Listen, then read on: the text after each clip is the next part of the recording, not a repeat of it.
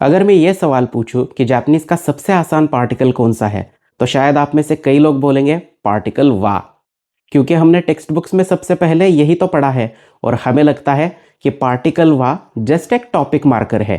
लेकिन सोचिए, अगर ये इतना ही आसान होता तो फिर पैराग्राफ पढ़ते वक्त हम लोग कंफ्यूज क्यों हो जाते कि अरे यहाँ पर पार्टिकल वा क्यों आया, इस कॉन्टेक्स्ट में इसकी क्या मीनिंग है, या फिर यहाँ पर पार्टिकल गा आना चाहिए था, यहाँ पर वा कहाँ से आ गया।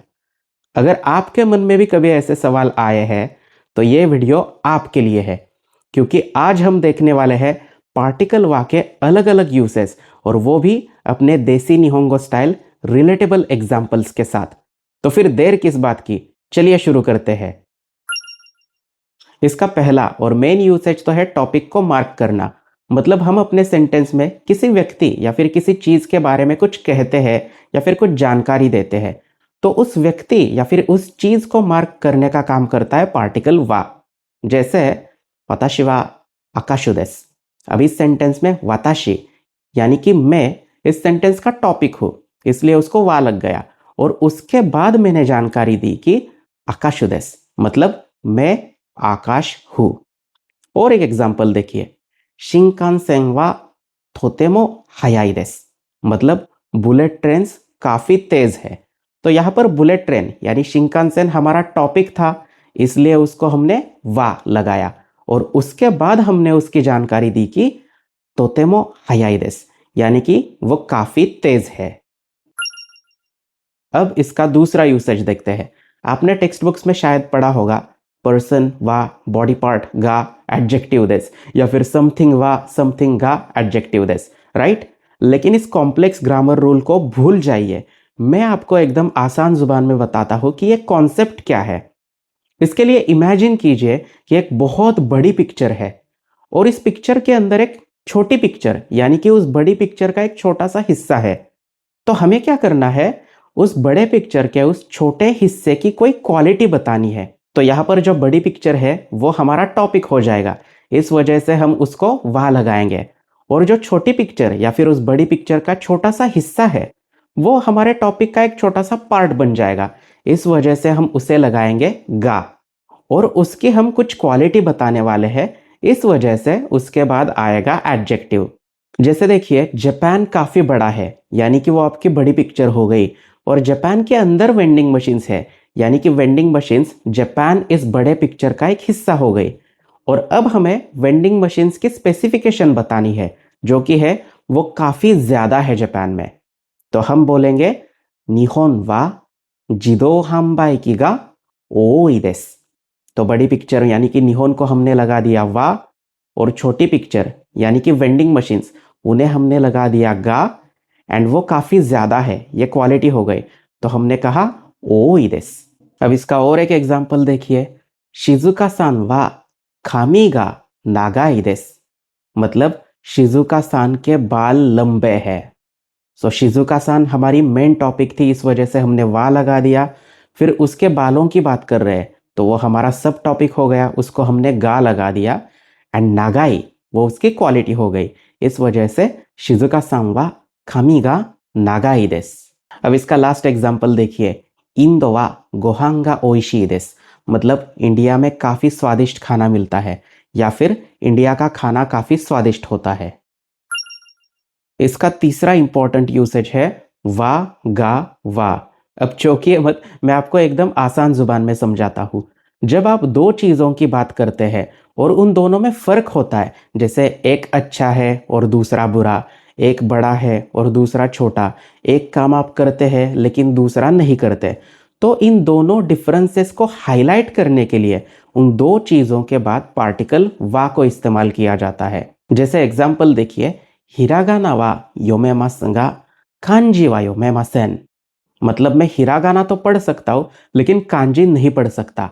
अब यहां पर आप ध्यान देकर देखिए, हिरागाना पढ़ सकता हूं लेकिन कांजी नहीं पढ़ सकता, तो इन दोनों में फर्क है और उसे हाईलाइट करने के लिए मैंने हिरागाना और कांजी इन दोनों वर्ड्स के बाद पार्टिकल वा का इस्तेमाल किया है, और उन दोनों के बीच में लेकिन कहने के लिए गा का इस्तेमाल किया हुआ है। इसका और एक रिलेटेबल एग्जाम्पल देखिए, जिसे शायद आप हर हफ्ते इस्तेमाल कर सकते हैं, जो कि है क्यों वा यासुमी देसु गा आशिता वा शिगोतो देसु। आज तो छुट्टी है लेकिन कल काम है। इसका ये यूसेज काफ़ी कम लोगों को पता होगा, जो कि है जब आप किसी नंबर, ड्यूरेशन, अमाउंट वगैरह के बाद पार्टिकल वा को इस्तेमाल करते हैं, तब उसका मतलब हो जाता है एटलीस्ट, यानी कि कम से कम। जैसे कोरे ओ ओवारासेरु नि वा 1 時間はかかると思います। मतलब ये टास्क खत्म करने के लिए 1 घंटा तो कम से कम लग ही जाएगा। और एक एग्जांपल, いくら安くても100円はかかると思います। कितनी भी सस्ती चीज क्यों ना हो, कम से कम 100 येन तो लग ही जाएंगे। Last example, 東京で一人暮らしをするなら20万円は必要です। मतलब अगर आप टोक्यो में अकेले रहने की सोच रहे हैं तो कम से कम आपको 2 लाख येन की जरूरत तो पड़ेगी ही पड़ेगी। हमने टेक्स्ट बुक्स में सीखा है कि जब सेंटेंसेस में एक्शंस की बात होती है तब ऑब्जेक्ट को पार्टिकल ओ लगाते हैं। लेकिन क्या आपको पता है कि अगर हम सेंटेंस की वर्ड ऑर्डर बदल दें, यानी कि सीक्वेंस बदल दें, तब आप ओ की जगह पार्टिकल वा भी इस्तेमाल कर सकते हैं। चलिए इसका एग्जाम्पल देखते हैं। कोकोनी नामाए ओ खाइते कुदासाई, मतलब यहाँ पर आपका नाम लिखिए। अब इस सेंटेंस में नाम ऑब्जेक्ट है, इस वजह से नामाए के बाद पार्टिकल ओ लगाया हमने। लेकिन अगर हम नामाए इस वर्ड पर जोर देते हुए बात करना चाहते हैं, तब इस वर्ड को सेंटेंस के एकदम शुरू में इस्तेमाल करेंगे। और जैसे ही ये वर्ड आपके सेंटेंस के स्टार्टिंग में आएगा, तब वो ऑब्जेक्ट नहीं रहेगा, बल्कि वो आपके सेंटेंस का मेन टॉपिक बन जाएगा।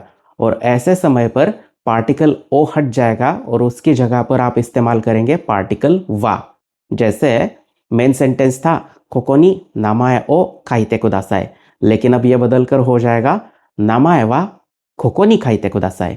मतलब मेन सेंटेंस की मीनिंग थी यहाँ पर आपका नाम लिखिए, और अब वो हो गया आपका नाम यहाँ पर लिखिए।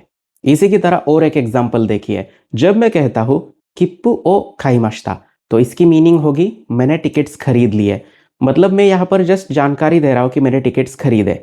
लेकिन अगर मैं कहता हूँ किप्पु वा खाइमाशिता यो, तो यहाँ पर मैंने किप्पु के बाद वा यूज किया, तो इसका मतलब होगा कि मैं टिकट्स इस वर्ड पर जोर देते हुए बात कर रहा हूं। मतलब मैं उसको मेन टॉपिक बना रहा हूं। तो यहाँ पर इसकी मीनिंग कुछ ऐसी होगी, जहां तक बात टिकट्स की हो रही है तो मैंने वो खरीद लिए हैं। अब देखते हैं पार्टिकल वा का सबसे सरप्राइजिंग यूसेज। हमने टेक्स्ट बुक्स में पढ़ा है कि स्की, किराई, जोजू, हेता, इन वर्ड्स से पहले यूज किया जाता है पार्टिकल गा।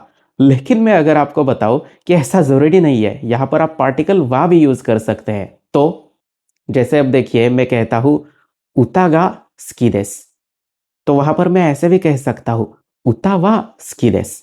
तो फिर इनमें फर्क क्या होगा, आइए समझते हैं। तो जब मैं कहता हूं उता गा स्की देस, तब मैं जस्ट ऐसे ही बता रहा हूं कि मुझे गाने पसंद है।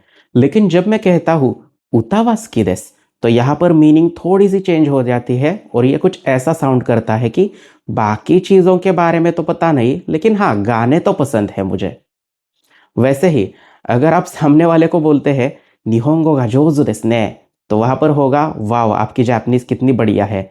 लेकिन अगर आप कहते हैं निहोंगो वा जोजु देसु ने, हाँ जापानी तो ठीक है तुम्हारी, ऐसी मीनिंग हो जाएगी उसकी। मतलब बाकी स्किल्स तुम्हें नहीं आती, लेकिन सिर्फ जापानी में अच्छे हो, ऐसा लग सकता है। तो इस वजह से गा और वा को ज़रा संभल कर इस्तेमाल कीजिए। तो दोस्तों, इस वीडियो में हमने देखे पार्टिकल वा के अलग अलग यूसेजेस, एंड आई होप आपको यह वीडियो हेल्पफुल लगी होगी। मुझे कमेंट्स में ज़रूर बताइए कि यह वीडियो आपको कैसे लगी, और आप नेक्स्ट टाइम कौन सा पार्टिकल सीखना चाहते हैं वो भी मुझे ज़रूर बताइए। तो वीडियो देखने के लिए बहुत बहुत शुक्रिया, थैंक यू। और ऐसे ही सपोर्ट करते रहिए, और अगर वीडियो आपको पसंद आई हो तो ज़रूर इसे लाइक एंड शेयर कीजिए, क्योंकि इस वजह से मुझे और वीडियोज़ बनाने के लिए मोटिवेशन मिलता है। Thank you.